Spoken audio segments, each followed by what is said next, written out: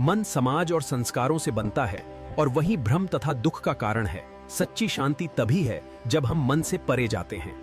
जब तक हम मन के संस्कारों और समाज के बंधनों को नहीं समझते, दुख बना रहता है। न अतीत की चिंता करो, न भविष्य का भय।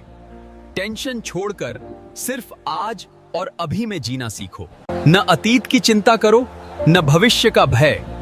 टेंशन छोड़कर सिर्फ आज और अभी में जीना सीखो।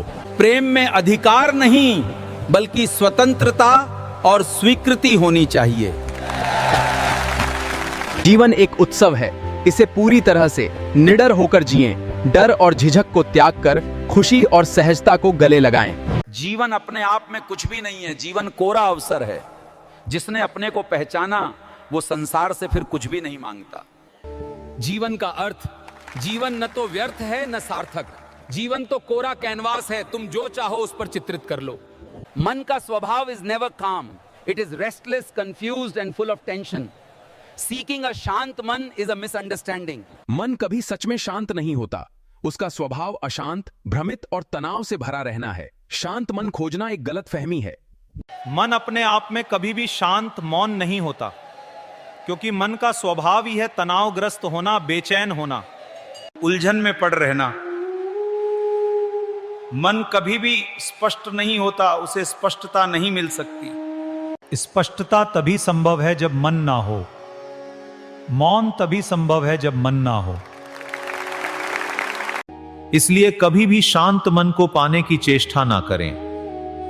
यह भ्रम है, शांति भीतर है। यदि तुम ऐसा करते हो तो तुम आरंभ से ही एक असंभव आयाम में जा रहे हो। सदा स्मरण रखें कि जो कुछ भी तुम्हारे आसपास घट रही है, उन सब की जड़ें तुम्हारे मन में निहित है। मन ही सदा कारण होता है। वो एक प्रक्षेपण करने वाला यंत्र है और बाहर केवल पर्दे ही पर्दे हैं। तुम उन पर्दों पर अपने आप को प्रक्षेपित कर लेते हो। यदि तुम्हें यह भद्दा प्रतीत होता है तो अपने मन को परिवर्तित कर लो। यदि तुम्हें प्रतीत होता है कि जो कुछ भी मन से आ रहा है वो नारकीय है और भयानक है, तो मन को गिरा दो। मन पर कार्य करना है, पर्दे पर नहीं। उस पर बार बार चित्रकारी करके उसे बदलते मत रहो। मन पर कार्य करो। परंतु एक समस्या है, क्योंकि तुम सोचते हो कि तुम मन हो, तो तुम इसे गिरा कैसे सकते हो?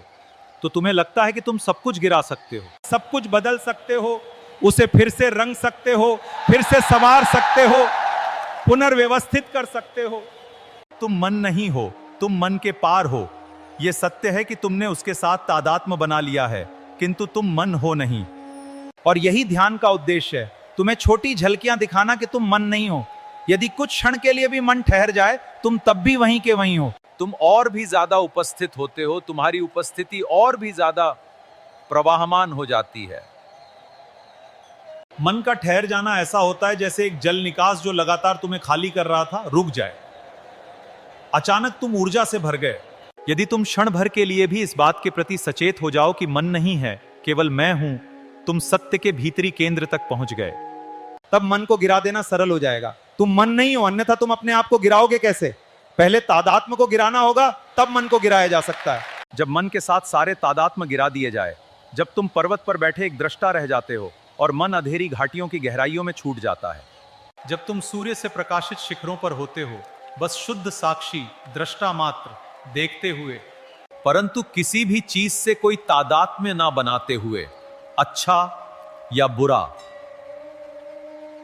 पापी या पुण्यात्मा, ये या वो, केवल एक शुभ उपस्थिति, एक श्वास, एक धड़कता हुआ हृदय, उस दृष्टा भाव में सब प्रश्न मिट जाते हैं।